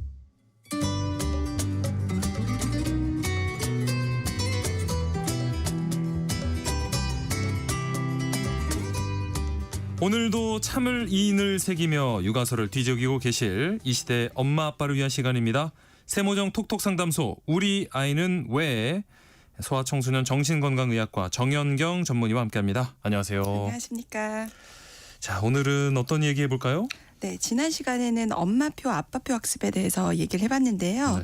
사실 보통은 학원을 보내시는 경우가 더 일반적이겠죠. 네. 그러다 보니까 우리 아이들 학원 보내는 문제로도 여러 고민들이 많이 생기게 되거든요. 예. 특별히 사교육에 엄청 욕심이 있어서 많이 보내는 것도 아닌데 아이들은 막 학원 가기 싫다고 징징대기 일쑤고 때론 이런 문제로 인해서 부부싸움의 원인이 되기도 하죠. 네. 그래서 오늘은 학원 가기 싫다는 아이 어떤 방향으로 부모가 이끌어야 되는지 살펴보는 시간을 가져보고자 보자 합니다. 네. 뭐 누구나 한 번쯤 이런 경험 있을 텐데요. 학원 가기 싫다고 오늘도 툴툴거리는 아이들을 어떻게 대해야 진정 아이를 위한 건지 우리 아이는 왜 시간에 자세히 살펴보겠습니다. 오늘 방송 들으시면서 궁금한 점 있으시다면 문자로 참여해 주시기 바랍니다. 정현경 선생님이 상담도 해드리고요. 추첨을 통해서 총 5분께는 모바일 햄버거 쿠폰도 보내드리겠습니다. 문자 보내실 곳 샵 9730번입니다. 샵 9730. 짧은 문자는 50원, 긴 문자는 100원의 정보 이용료가 있고요. 콩 게시판과 KBS 라디오 유튜브 채널은 무료로 참여하실 수가 있습니다. 일단 아이가 이렇게 학원을 가기 싫어하는 거 이거 자체로는 지극히 정상적인 반응이죠. 그렇겠죠. 네. 매일매일 꼭 해야 되는 무엇이라는 존재는 대부분의 경우 따분하거나 하기 싫은 마음을 필수적으로 동반하게끔 합니다. 네. 처음에는 새로운 것을 접한다는 설렘에 최선을 다하고 싶다는 마음이 진심이거든요. 네. 그런데 차차 그 마음은 언제 그랬냐는 듯 귀찮고 딱 하루만 쉬고 싶다는 마음이 들기가 일쑤죠. 네. 우리에게 회사가 그런 것처럼 아이들한테는 학원이 딱 그런 마음일 때가 많습니다. 네, 어른도 그러는데 아이들은 오죽하겠어요. 근데 그렇다고 해서 아이가 싫다고 하는데 무시하고 계속 학원 보내는 것도 좋진 않을 것 같거든요. 근데 아이가 이렇게 학원 가기 싫다고 하면 부모 입장에서 제일 먼저 어떻게 반응을 해야 될까요? 네, 이 부분에 대한 답변을 주실 때에는 2가지 점을 고려해서 반응하는 것이 필요할 텐데요. 네. 첫 번째는 아이가 얼마만의 빈도로 그런 얘기를 하는가의 문제이고 네. 2번째는 어떤 학원에 대해서 아이가 가기 싫다고 하는지 하는 것입니다. 네. 항상 학원 갈 시간 되면 종류 여하에 관계없이 나 그냥 가기 싫어 이런 거는 조절 능력이 어려움일 수 있기 때문에 네. 이런 아이들과 늘 잘 가던 아이가 유독 특정 학원에 대해서 혹은 오늘 처음으로 가기 싫다고 하는 것은 다른 문제이기 때문일 것입니다. 그렇죠. 만약 아주 가끔 혹은 어떤 특정 학원에만 가기 싫다고 한다면 그것은 무언가 변화로 생긴 결과로 나타난 신호일 수가 있기 때문에 네. 왜 가기 싫은지 묻고 진지하게 대화를 이어나가는 것이 필요하겠죠. 네. 학원의 선생님이나 친구들과의 문제가 있는지 아니면 수업이 너무 어려운지 요즘 따라 전체적으로 피로함을 느끼는 것인지 원인을 같이 확인해보는 과정이 필요하겠고 덧붙여서 원래 그 학원을 가게 한 목적을 함께 일깨워주시는 과정도 더해지면 좋겠습니다. 네. 예를 들어 이런 거예요. 원래 지우가 그림에 소질이 있어서 우리가 미술학원에 이제 가게 된 거잖아. 집에서보다 더 다양한 소재들도 사용할 수 있고 그림 그리면 좋아하니까. 근데 그 부분에 대한 생각은 지금은 좀 어떤 것 같아? 이런 식으로 말이죠. 네. 예, 우리가 매일매일 어느 곳을 다니다 보면 원래 내가 왜 여기에 들어와 있는지 완전히 잊게 되는 경우들이 많잖아요. 그렇죠. 네. 그렇게 목적의식이 희미해지면 흥미나 열정 역시 희미해지는 것이 당연한 일이기 때문에 이 점을 함께 확인해 주시는 과정이 더해지면 좋겠습니다.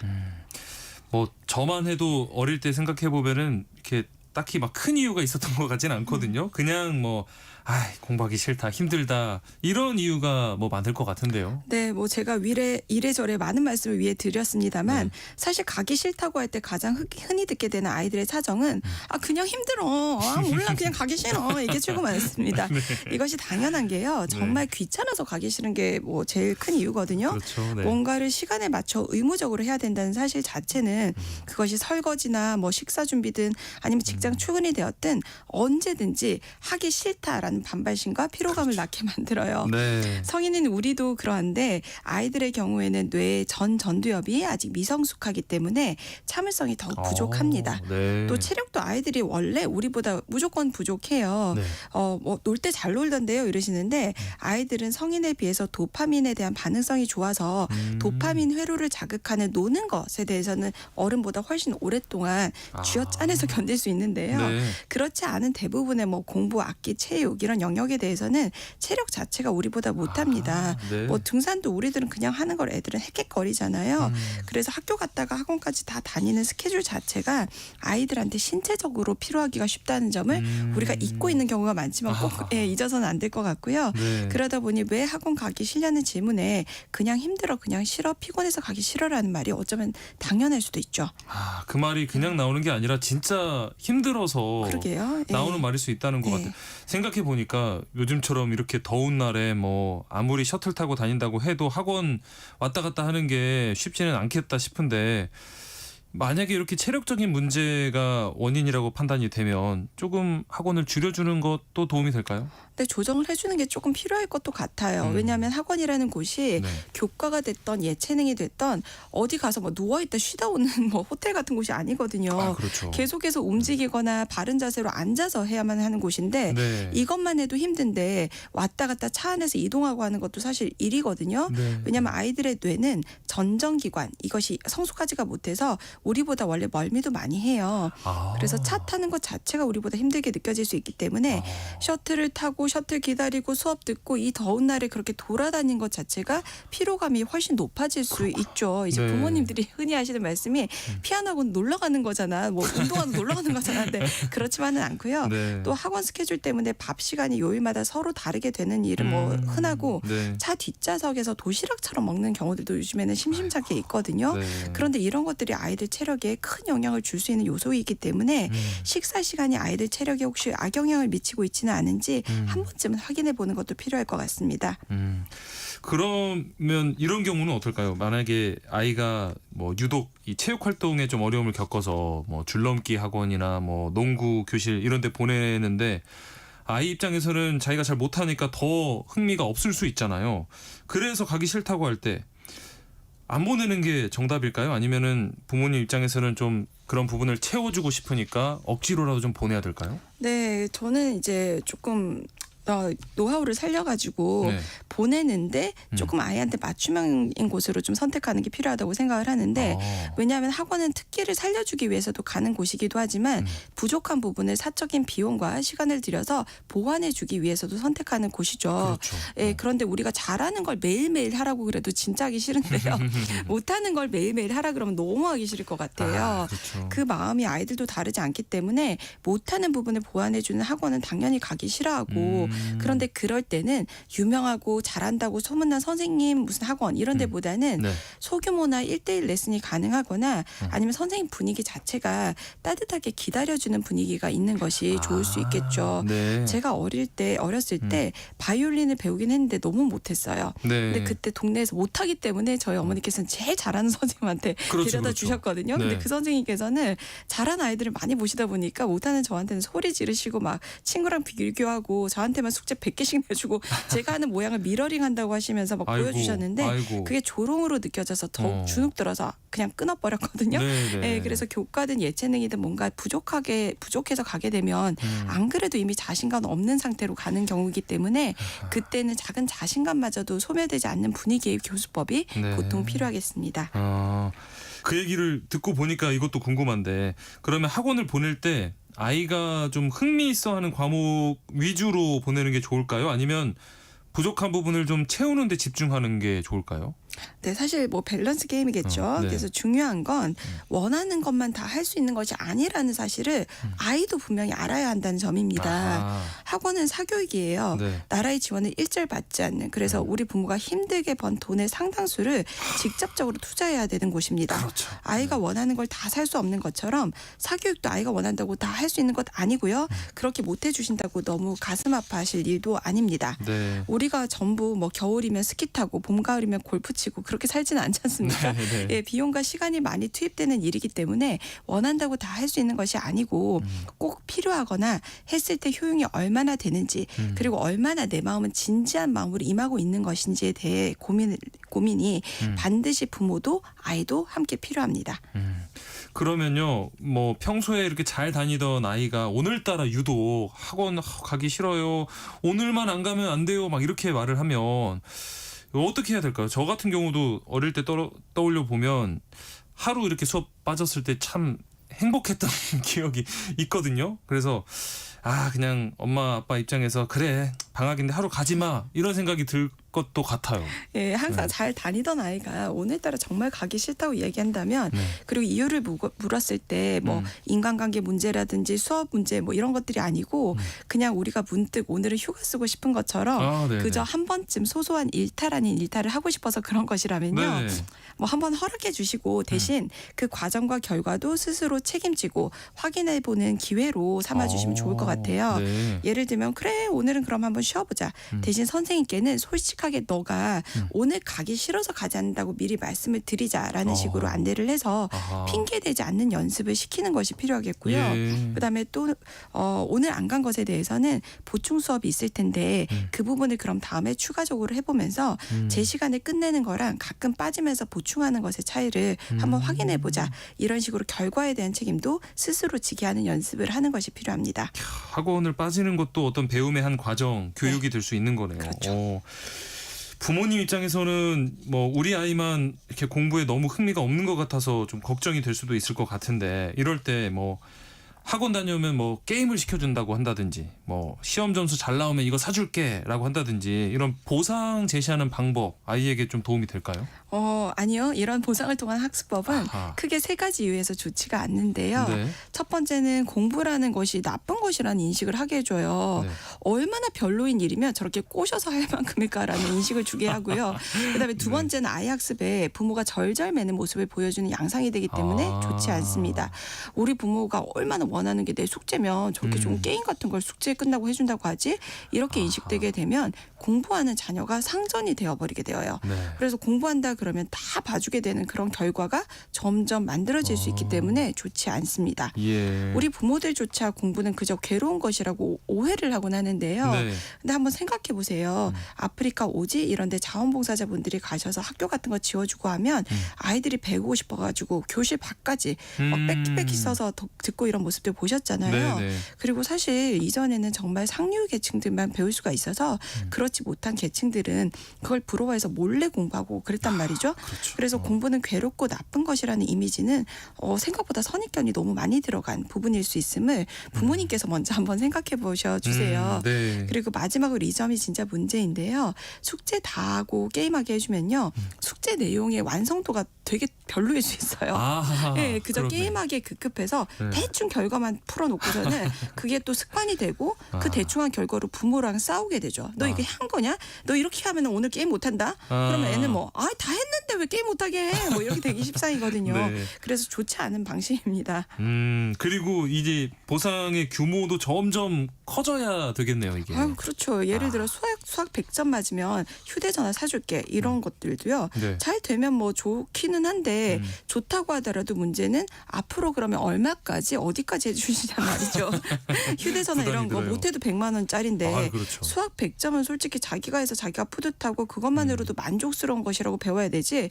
거기에 100만 원짜리 기계가 이런 거 더 들어온다. 이런 건 좀 과도한 면이 있을 테고요. 네. 그렇게 해서 학업적 성취의 본질을 잊게 할 수도 있고 그다음에 또 현실적인 문제는 목표는 서로 그렇게 세웠는데 솔직히 100점 못 맞을 때가 더 많을 거 아니에요. 쉽지 않죠. 예, 네. 그래서 사실 부모님들도 못할 것 같으니까 엄청난 조건을 제시하는 것이기도 하고요. 네. 그런데 그렇게 100점을 못 맞게 되는 경우에는 아이들이 그냥 예 이러고 수긍하기보다는 그냥 사달라고 이렇게 하면서 문제가 또 되는 경우들이 많거든요. 그래서 그런 현실을 꼭 먼저 확인해 주시면 좋겠습니다. 네.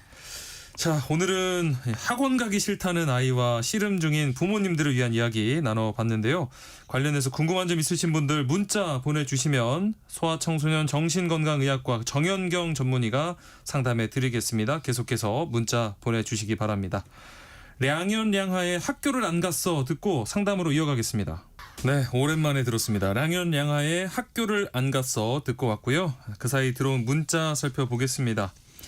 2985님, 중1 딸인데요. 학원에 다녀오면 공부는 다 했다는 듯이 집에서는 아예 공부를 하지 않고 핸드폰만 봅니다. 학원 선생님 말씀으로는 학원에서는 열심히 한다고 하는데 집에서도 책 들여볼 수 있도록 어떻게 해야 될까요? 하셨어요. 근데 사실 이게 사람들마다 답이 다를 수는 있겠는데 네. 만약에 학원에서 정말 잘했고 학교에서도 잘했고 성적이 잘 나온다면 정말 너무 많은 시간을 공부를 하고 온 것이거든요. 네. 그래서 공부라는 게 뇌의 사실 운동이라서 굉장히 많은 체력을 소모를 해요. 그러다 보니까 책을 들고 볼 체력 자체가 떨어져 있습니다. 네, 조금 쉬는 시간을 주어줘도 좋을 것 같습니다. 네, 집에서만큼은 좀 또 쉬고 학원 선생님께서 뭐 말씀하시기로 열심히 한다고 하니까 네. 좀 쉬는 시간을 또 주시면 좋을 것 같아요. 재충전의 시간. 8418님, 초등학생 아이인데 학원 밖에서는 길바닥에 개미, 또 학원 안에서는 이 벌레들을 피해서 공부하기 힘들어합니다. 또 체력이 약하고 알러지가 있는 아이인데 학원 자체를 싫어하지는 않는데 어떻게 해야 될까요? 하셨어요. 네, 사실 이런 친구들이 생각보다 많거든요. 네. 이 감각적 예민도가 높은 친구들이 있어요. 그러면은 다른 아이들보다 섬세하게 이런 것들도 잘 보이니까 무섭고 냄새 같은 데도 민감하고요. 그다음에 그러니까 차 타면 차 냄새 난다고 뭐 어지럽고 네. 그리고 알러지들도 있기 때문에 늘 피로해요. 네. 그래서 학원 가서도 이렇게 수업의 효율이 좀 떨어질 수가 있거든요. 에너지가 축 처져 있는 상태이기 때문에 네. 그래서 이런 건 감각적 예민도를 한번 체크를 해보시고 필요한 경우에는 거기에 따른 이제 특수 교육 중재가 있거든요. 예, 감각 통합 훈련이라든지 해서 이런 부분들에 대한 평가를 먼저 소아정신과에서 받아보시는 것도 도움이 될 것 같아요. 네, 아이가 아무래도 다른 아이들보다 좀 더 예민하다 보니까 체력도 더 빨리 떨어지고 하는 네. 모양이에요. 네.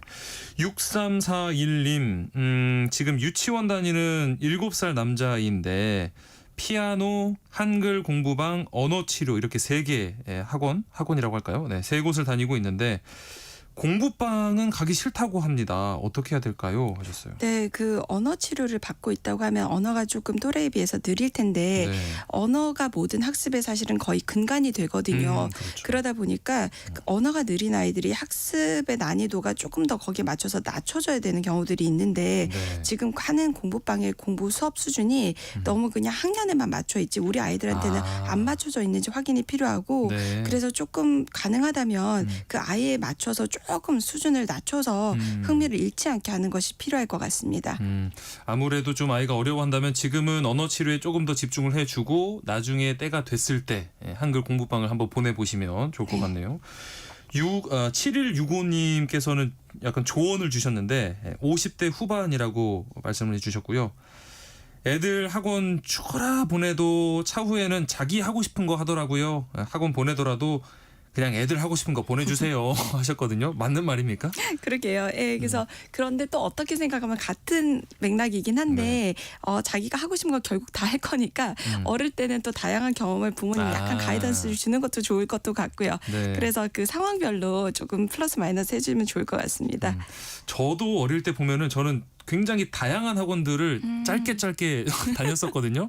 근데 그 중에서 제가 재밌어하고 좀 뭐 잘하는 그런 과목 같은 경우에는 길게 또 이어지더라고요. 그런 거 보면 또 초반에는 이것저것 해보는 게 일단 중요하지 않을까 하는 생각도 듭니다. 탁용탁님, 우리 아이는 어느 때는 학원 가길 좋아하고 어느 날은 샛길로 빠지기도 하는데 아이에게 물어봤을 때 제대로 답을 하지 않습니다.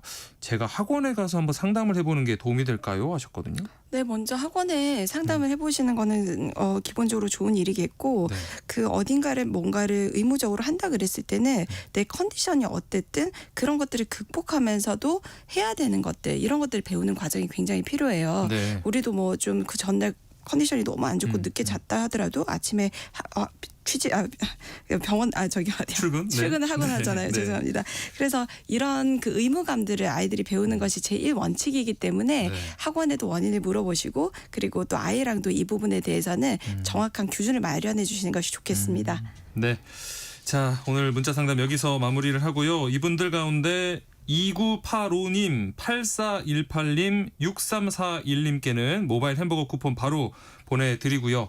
또 추첨을 통해서 햄버거 쿠폰 더 보내드릴 테니까요. 방송 끝나고 세모정 홈페이지에서 당첨자 확인하시기 바랍니다. 세모정 톡톡 상담소 우리 아이는 왜 오늘 순서 여기서 마치겠습니다. 소아청소년 정신건강의학과 정연경 전문의와 함께했습니다. 고맙습니다. 감사합니다.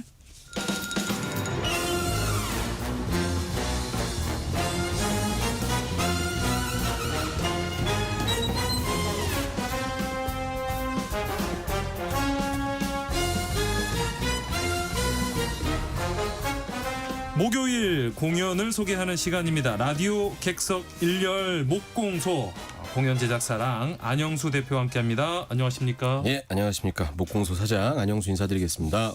자, 우리 대표님과 함께 오늘은 또 특별한 분께서 함께 나와 주셨는데 어떻게 제가 직접 소개를 부탁드려도 될까요?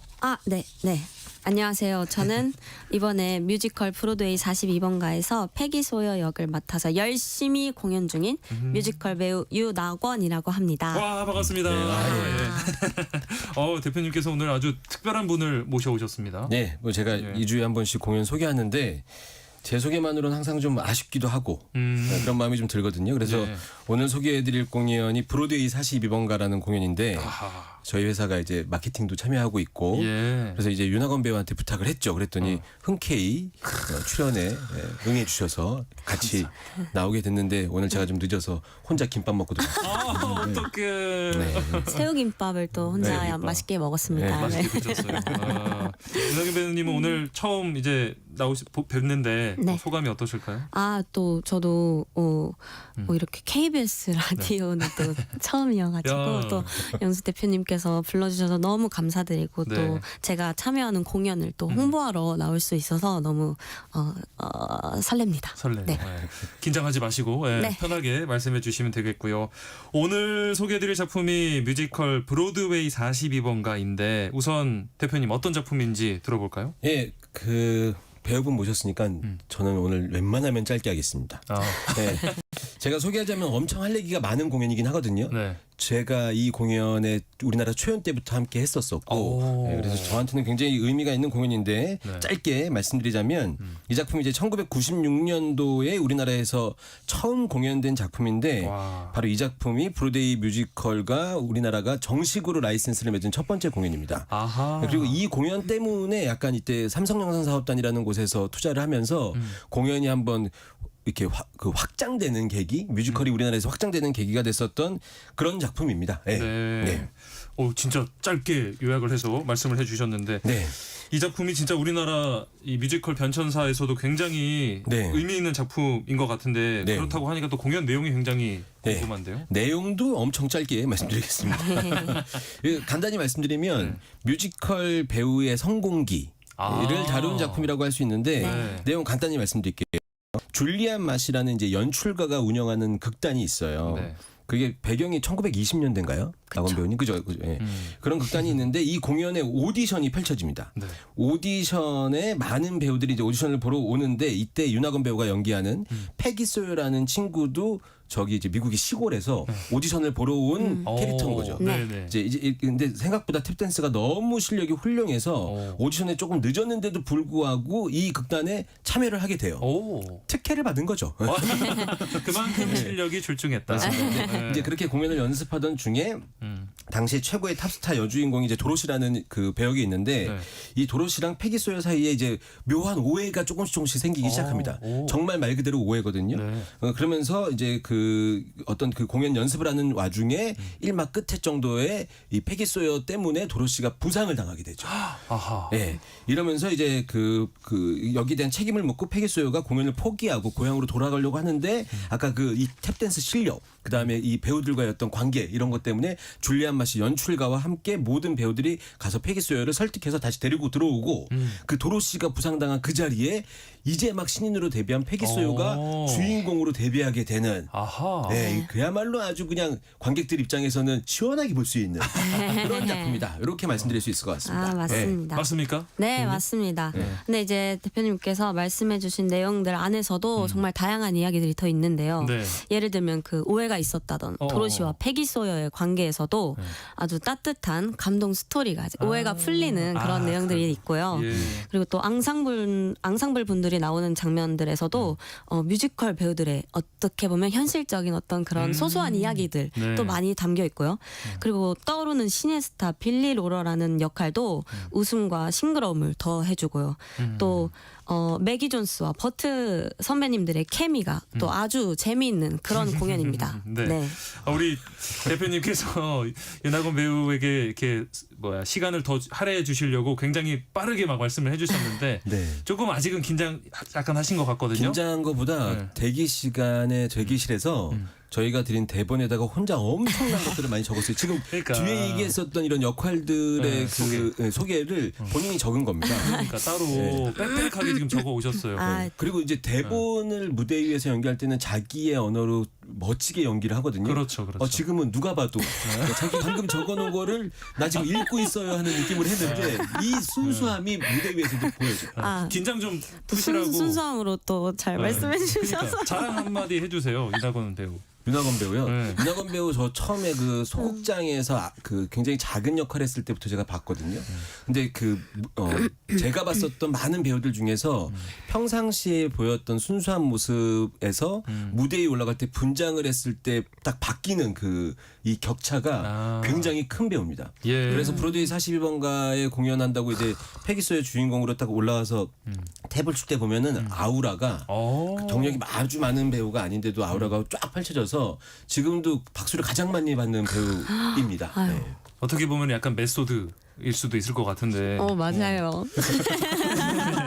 이 극에 나오는 이 패기 소여라는 그 여주인공 스토리가 결국에는 우리 윤하건 배우님의 얘기가 되겠네요. 얘기는 직접 해주세요. 네, 맞습니다. 제가 패기소여라는 역할이 저의 꿈의 배역이었어요. 근데 제가 18년도에 이 42번가에 앙상블로 데뷔를 하게 됐죠. 네. 데뷔를 네. 앙상블로 하고 그리고 이제 4년 뒤에 이제 작품이 없을 시기에 열심히 어떻게든 살아가고 있을 때 이제 오디션 연락을 이제 주셔가지고 패기소여 후보에 낙원 배우가 있다. 그래서 무조건 보러 가겠습니다 하고 정말 2주 동안 열심히 준비해 가서 오디션을 봤거든요. 정말 후회 없이 봤다고 말할 수 있는데 다행히 그때 이제 패기소여를 합격을 하게 돼서 패기소여를 맡게 됐었죠. 근데 이게 정말 대단한 얘기예요. 진짜.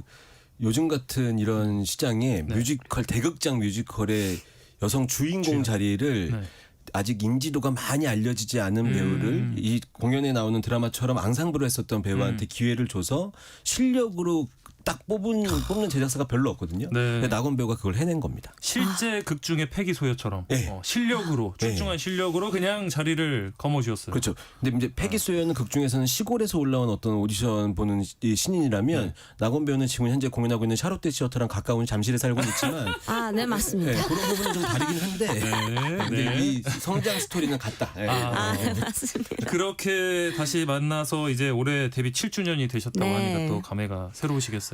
평소에 그렇게 데뷔 기념일 같은 거를 크게 마음으로 와닿아 본 적이 없다고 생각했는데요. 이번 기념일은 제가 데뷔일이 6월 21일이거든요. 근데 이제 올해 6월 21일에는 42번가 패기소여로 작품 연습을 하고 있었죠. 지금 하고 있는 공연의 연습을요. 근데 같은 날짜인 7년 전에는 이 공연의 앙상블로 데뷔를 했었는데 같은 작품에 또 패기소여라는 저의 꿈의 배역으로 같은 날짜에 연습을 하고 있다니 소름 돋았죠. 참 이번 7주년은 좀 감회가 새롭고 신기하고 기분이 좀 많이 좋았던 것 같아요. 진짜 운명적이라는 느낌까지 좀 드는데 이번 작품 예전에도 이 작품을 했었고 지금 또 계속 하시니까 이번 공연만에 좀 특별함이 있다면 어떤 게 있을까요? 특별함이 있습니다. 42번가에 줄리안 맛이라는 연출가 역할이 있어요. 근데 역할을 항상 남자 선배님들께서 맡아오셨는데 이번에 처음으로 박할린 선배님께서 줄리안 마씨를 맡으셨어요. 그래서 같이 연기할 때도 호흡이 달라서 또 제가 느껴지는 게 달라서 너무 좋고 카리스마가 엄청나시거든요. 근데 그 안에 따뜻한 엄마의 미소가 또 담겨 있어서 함께 공연하는 게 참 영광이고 행복합니다. 이 뮤지컬 브로드웨이 42번가라고 하면은 무엇보다도 아까 말씀해주신 탭댄스가 가장 먼저 떠오릅니다. 근데 낙원 배우가 낙원 배우도 그렇고 저도 그렇고 아마 42번가의 탭댄스 명장면 같은 거를 몇 가지 얘기하라면은 한두 끝 없이 얘기할 수 있을 정도로 이 탭 댄스가 굉장히 도드라지는 공연인데 사실 이제 여기서 저희가 아무리 말씀을 드려도 가서 보셨을 때의 임팩트를 이거는 영상 유튜브나 이런 데서 나오는 영상 자료로 봤던 것도 실제로 보는 거랑은 완전 달라요. 이 소리가 정말 내 귀를 막 때려버리는 것 같은 느낌이 들거든요. 이건 진짜 한번 꼭 경험해 보셨으면 좋겠다라는 생각이 들고요. 그래서 제가 이제 여기 PD님한테 실제로 여기 스튜디오에서 탭 이거 댄스를. 가능해요? 네. 전 불가능한 줄 알고 얘기했거든요. 근데 가능하다는 거예요. 그렇죠, 그렇죠. 네. 그래서 제가 아무래도 나건 배우님 모신 겁니다. 예. 이 라디오 스튜디오라서 조금 뭐 간단하게 준비가 돼 있긴 한데 괜찮으실지 모르겠어요. 아, 저야 뭐 맨발이라도 보여드릴 수 있는 기회가 있다면 할 수 있습니다. 나건 배우님 의지가 대단해. 맨발로는 탭이 안 되거든요. 보통은. 맨발로 허리 다칠 수도 있고 사실. 아이고, 근데 그렇구나. 마음으로는 열정이 있습니다. 좋습니다. 그러면은 잠깐 준비를 좀 네. 해주시고요. 나건 배우가 뭐 혼자 추는 거지만 아마 청취자분들이 이 작품 분위기 느끼시기에 충분하실 거라는 생각이 듭니다. 네네네. 아까 잠깐 저희 이번 시즌의 장점 얘기하셨는데 네. 브로드웨이 40년가 역대 이번이 무대 위에 올라가는 인원이 가장 많은 시즌이에요. 그래요, 또. 그러니까 가장 많은 사람들이 탭을 한 번에 추니까 그 어느 때보다도 임팩트 있는 공연을 만나실 수 있고 실제로 무대 위에서도 윤하건 배우가 패기소예가 혼자 추는 씬이 솔로 간혹가다 있거든요. 네네. 그 씬 상상하시면서 한번 보시면은 좋지 않을까 싶습니다. 네. 우리 청취자 여러분들은 이왕이면 유튜브로 보시면 좋을 것 같은데요. 빠르게 한번 틀어보시고요. 자, 그러면 어떻게 뭐 응원의 박수라도 한번 보내드리면서 청해 보겠습니다. 자, 음악 준비됐으면 주시면 됩니다. 피아노 올라가서. 네. 피아노 올라가서 하는 장면.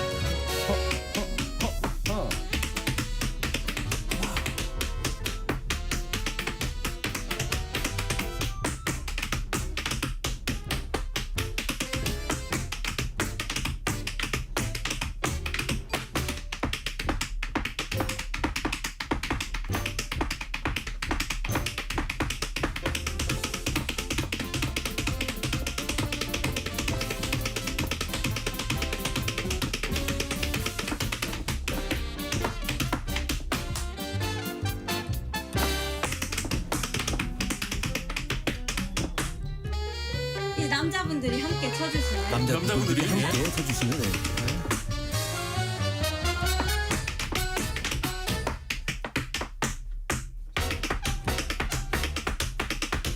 여기까지입니다. 여기까지입니다. 와, 저 지금 바로 옆에서 이렇게 들었잖아요. 네. 진짜 제 귀에다가 이렇게 소리가 때려 박는 느낌이에요. 와. 지금 나건 배우님도 이어폰 끼시고 그 공연에서 실제로 쓰는 MR이랑 같이 해서 하신 거고 진행자님도 들으신 거죠? 듣고 있었습니다. 피디님도 다 그렇게 들으셨고 예. 저 빼고 모두 다 음원이랑 같이 들으신 거거든요. 저만 생으로 탭만 들었거든요. 근데 탭만 들어도 굉장히 이렇게 막 심장이 이 박자에 맞춰서 막 이렇게 업되는 것 같고 적어도 이번 주는 힘내서 살 수 있을 것 같습니다.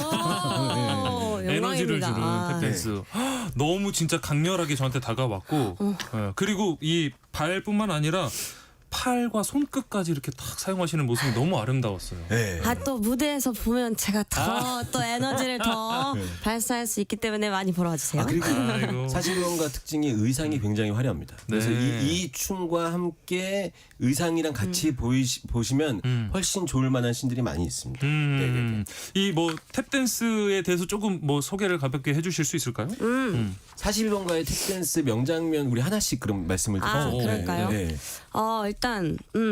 일단 탭댄스의 매력 먼저 말씀을 드려도 될까요? 네네네. 탭댄스의 매력은 바로 이제 귀를 홀리는 그런 춤이라는 건데요. 저를 홀렸습니다. 네.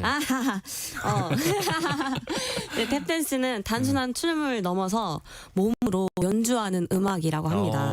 춤을 출 때 제 자신이 악기가 되는 거죠. 네. 그래서 저도 출 때마다 매번 새로운 느낌으로 추게 되는데 제가 브로드웨이 42번가에서 가장 또 좋아하는 그런 탭댄스 명장면은 오프닝 장면이에요. 오프닝 좋죠. 오프닝 정말 빼놓을 수가 없는데 그 오프닝 장면이 어떤 장면이 있냐면 뮤지컬 배우들이 오디션을 보는 장면이에요. 그래서 앙상블 배우분들이 그 오디션을 볼 때 간절함과 열정으로 탭댄스를 추시거든요. 그게 칼군무도 칼군무지만 멋있지만 그 안에 그 열정들과 간절함이 탭댄스 소리에 다 묻어나요. 그래서 그거를 눈과 귀로 보고 있다 보면은 저절로 이렇게 감동의 눈물이 흐르는 그런 장면이에요. 실제로 저도 18년도에 앙상블을 하고 나서 네. 20년도에는 관객으로 이제 공연을 봤었는데 네.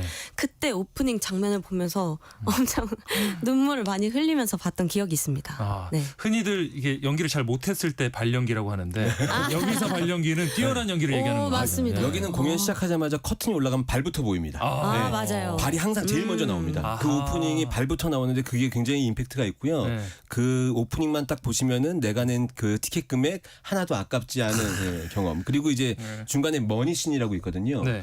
머니. 돈 벌어 많이 이렇게 하면서 나오는 노래가 있어요. 네네. 그러면서 이제 화려한 옷을 입고 막 추는데 이게 이제 그 여러분들 경제적으로 그 가정 경계나 이런 게 좀 힘들 때 요 음원 살짝 들으면 왠지 돈 벌 것 같고 이런 느낌이 드는. 그래서 약간 주술 같은 느낌이 나거든요. 그래서 이 공연 보시고 나면 약간 앞으로 하시는 일들이 좀 잘 풀리실 수 있을 만한 그런 명장면들도 숨어 있는 공연입니다. 여러모로 힘을 주는 공연. 네. 아마 이게 뭐 맞는 배우 분들마다 그 매력이 서로 다를 것 같은데 윤하곤 배우만의 패기소여 어떤 매력이 있을까요? 저만의 매력일 또 생각을 해봤어요. 네, 아무래도 이제 패기소여의 삶과 제가 많이 닮아 있지 않나. 그게 이제 공연할 때 많이 담기는 것 같아요. 특히 그 안에서 줄리안마 씨가 패기소여한테 이제 연기를 가르쳐주는 장면이 있는데요. 그 주인공의 기회가 내 눈앞에 왔다고 생각하고 그 떨림, 설렘을 그 감정으로 대사를 쳐봐라고 해주시는데 그때 제가 패기소여로 합격 전화를 받았을 때 어떤 그런 감동 기억이 이렇게 몸에 지금도 느껴지죠. 몸에 남아 있는 그 기억들이 대사로 이렇게 담겨져 나오는 것 같아요. 그런 점들이 저의 매력이지 않을까. 네. 최상희님께서 배우님 너무 귀여우시네요 하셨고요. 김진우님도 윤하곤 배우님 예뻐요라고 하시면서 대표님 얘기는 없었는데 자, 뮤지컬 브로드웨이 42번가의 윤하견 배우 또 랑의 안영수 대표와 함께했습니다. 오늘 순서 여기까지 하겠습니다. 고맙습니다, 두 분. 감사합니다. 감사합니다. 세상의 모든 정보 오늘 순서 여기서 마무리하고요. 모바일 쿠폰 당첨자는 홈페이지 공지사항에서 확인하실 수 있습니다. 저는 내일 다시 찾아뵙겠습니다. 행복한 오후 보내세요. 아나운서 임지웅이었습니다. 고맙습니다.